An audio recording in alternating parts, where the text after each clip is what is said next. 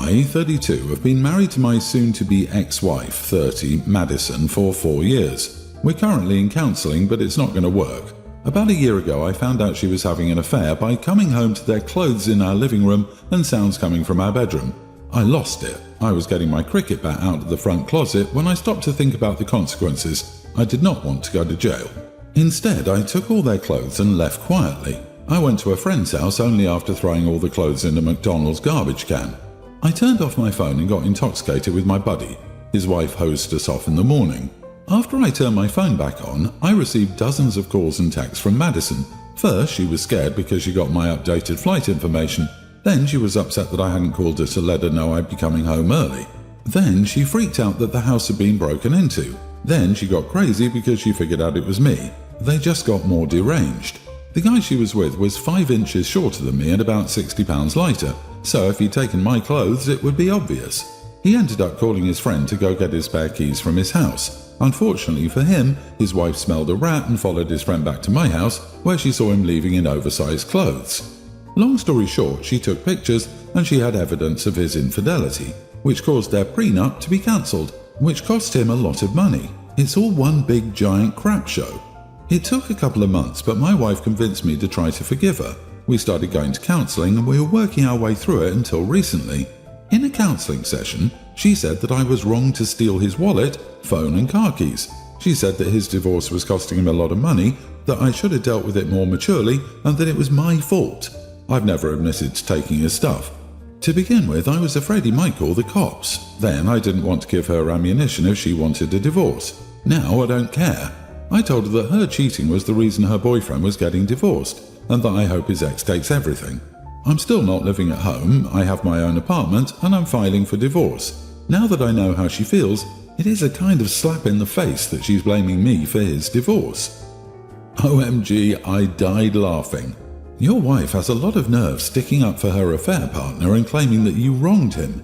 How about the wrong she and him committed against you and his wife? Clearly she doesn't regret her affair, just getting caught. I wish you well and I hope all goes your way in the divorce. You are not the idiot. Why does she know anything about him and his current struggles if she's trying to earn your trust back? OP, if she knows about his divorce troubles, that means she's still in contact with him. Ditch her for sure. Yeah, she's worried about her affair partner. Aww, she's garbage. The fact that she tried to blame his divorce on you and not the fact that they had an affair says a lot about her. File for divorce, my dude. She still cares for the guy. Stop going to counselling, quit talking to her, block her and run. Don't walk to that divorce. Then reach out to this guy's wife and tell her who you are and that once her divorce is done, you'd like to take her to dinner to celebrate both your marriages ending and karma doing its thing. My fiancée and I have been together for 6 years and she's currently several months pregnant with our daughter. 4 weeks ago I was promoted and this meant a complete job shift. I'm doing a lot heavier physical labour now and due to this my sleeping patterns have been royally messed up. I've started tossing and turning in my sleep, talking, snoring, groping her and being utterly unaware of it and just being all around restless. I understand this is a me issue and I need to find a way to correct it, but I haven't found alternatives so far. Sleeping pills help with the snoring and groping, but I still flail around apparently. They leave me groggy the next day, leading to an unsafe work environment, so I tend to not take them unless I don't work the next day. Well, several times I've woken up to my fiancée sleeping on the couch and her being over the top angry at me because she's sick of me causing her sleepless nights. I've slept on the couch a few times to try and give her space, but I can't do that too often because the couch is extremely hard on the back and it leaves me in physical pain. Mix that with the manual labour I work, and it sucks. Well, last night I apparently kept elbowing her in my sleep. We have a king-size bed, but I guess I kept rolling over to her side and elbowing her in the process. I did wake up once to her physically pushing me, so I moved back to my side but fell back into a deep sleep almost immediately following. That is until I woke up to her screaming in my face saying, "Stop elbowing me in the face," and calling me an idiot. Her screaming in my face immediately triggered something in me, and I told her to get the heck out. As soon as she left, I felt terrible. I assumed she was just out in the car, and while I sat and waited for her to return, I fell asleep. I woke up to my alarm at 6:30 a.m. and found her still gone. I texted her and got no response. I spent the entire day at work texting and calling, and she ignored me. Well, in a panic, I started blowing up her phone 30 minutes ago, calling right back to back and texting her, asking her to please meet me back at this house so we could talk about this. She just texted back and said, "Not a damn chance, actually. Go screw yourself." My buddy said that she's overreacting because she's pregnant, but I can't help but feel guilty. Am I the idiot? Edit, I did apologize. She said it wasn't good enough because her reaction was more justified than mine. Apparently, I elbowed her in the face 5 times over a 2-hour span and pushed her off the bed twice, and she was done with it because she woke me up several times. I don't recall, and I just kept doing it. 2 separate beds aren't an option currently due to lack of space, but she said she won't be coming back anytime soon, if ever, because she's been sleeping at most 2 hours a night due to my issues, and she's tired of dealing with it. Dude, you are the idiot. You need to do more to resolve your sleep issues, like yesterday. She needs sleep just as much as you do, and this obviously can't continue. Get a good quality air mattress or invest in a sleeper sofa, or set up a bed in another room or in the basement if you have the room. This isn't a completely unsolvable problem. OP's edit, 2 separate beds isn't an option currently. Yes it is, that's why she's not coming back. She found another bed. Figure it out, OP, this is ridiculous, and you are putting the health of your unborn child at risk. Seriously, what the heck? He's literally just like, I'm actively ruining every single possible night of sleep for my pregnant wife. How dare she actually leave when I scream in her face to leave, even though, again, I am the problem. I'm not trying to fix it at all. Remove the uncomfortable couch and replace it with one that is comfortable to sleep on, temporarily if space is the issue. But no, instead, let's assault the pregnant woman in our sleep and then kick her out. Dude, you messed up. Your back hurts on the couch? Buy an air mattress and find an alternative. You didn't get to see where she was when you made her leave. You pretend nothing is your fault. You're both crazy with poor sleep, and the baby isn't even here yet. Good luck. I wouldn't return to you. You could bet your last dime on that. I'm in a pickle and need some perspective, so here's the tea. My sister Emily is getting married soon. We've been close our whole lives until my recent breakup with my ex, Chris. Chris and I were together for 5 years and it was serious. We split up 3 months ago because Chris decided to pursue a career opportunity overseas, and I wasn't willing to move. Now, Emily and Chris have always gotten along, but I never imagined she'd take his side over mine. Yesterday I got the shock of my life. Emily calls me and casually mentions that she's invited Chris to the wedding as a groomsman. Worse still, she tells me that because of the limited guest list, I'm not invited anymore. Her reasoning? She thinks my presence alongside Chris would create drama and ruin her day. Here's where I might be the idiot. I was supposed to pay for half of Emily's wedding. It was my gift to her as we come from a modest background and she's always dreamt of a big wedding. Feeling betrayed and hurt, I told her that if she thought uninviting me to accommodate my ex was okay, then she should also be fine without my financial support. Emily blew up at me, calling me petty and selfish. She said I was ruining her special day and manipulating her emotionally. Now, family members are divided, with some saying I'm justified and others saying I'm being too harsh and letting my breakup affect my sister's happiness. So, am I the idiot? Putting the ex aside, why would you pay for a wedding you're not invited to? Did the people on the sister's side not hear that? Geez, OP, you're so mean. How could you not foot half the bill? Yeah, you can't come, but family. Not the idiot and tell her, don't bite the hand that feeds. Seriously, the absolute nerve of some people never ceases to amaze me. If your ex was a decent person, he would have refused the offer to be a groomsman once he learned that your selfish and entitled sister decided his participation meant you weren't allowed to attend her wedding. The fact that people in your family are defending her behavior and still expect you to fork over thousands of dollars for a wedding you aren't allowed to attend is equally mind-blowing. Your sister chose your ex over you, and she should live with the consequences of her cruel decision. We are missing details. Inviting your sister's ex to your wedding and then uninviting the sister is so off in the first place. What? Who in their right mind would think that is right? There has to be more going on in this relationship. You wouldn't fail to invite, let alone uninvite your sibling to your wedding unless there was already a major falling out, in which case you wouldn't be expecting them to pay for it anyway. You are underestimating the ability of a dreaming of the ideal big wedding bride to delude herself. Any family members claiming OP is being too harsh can open up their wallets and fund the wedding. OP has zero obligations to do so. I hope OP takes the money that would have gone towards the wedding and takes a nice drama-free vacation for herself.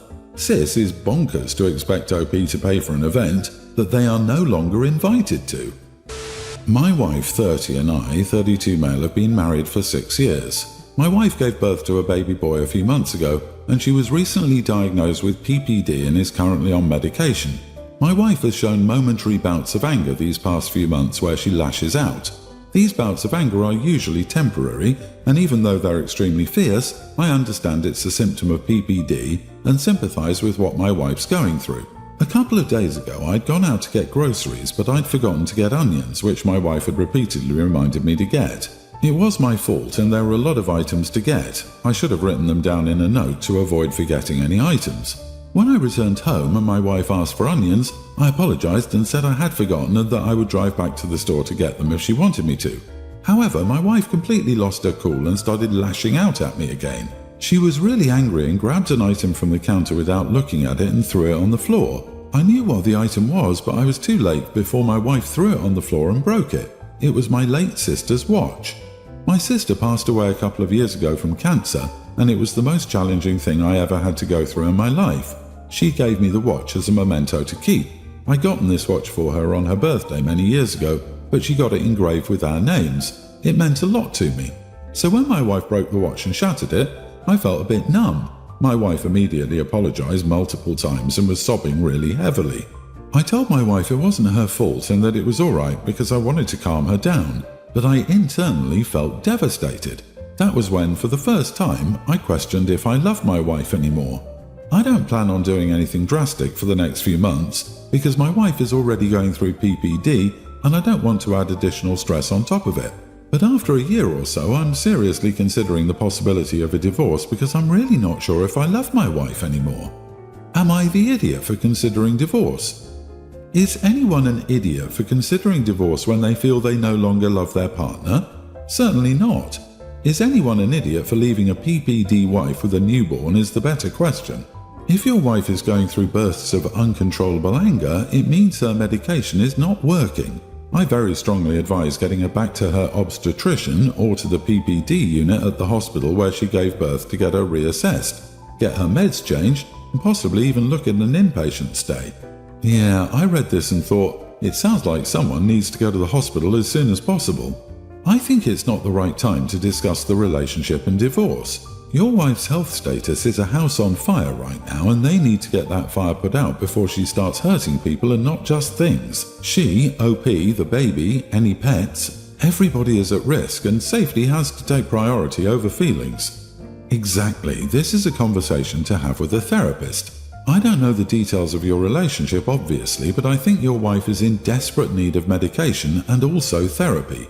Modern science has a host of miraculous antidepressants. I'm living proof. After reading this, I recommend trying to amend the relationship for your own sake, her sake, and for the sake of your child.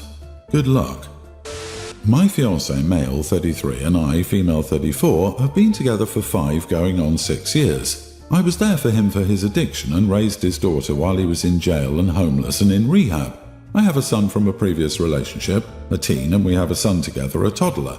This last weekend was his daughter's, young teen, birthday, and the day before, he messaged me to say that his daughter doesn't want my son at her birthday because her boyfriend is coming.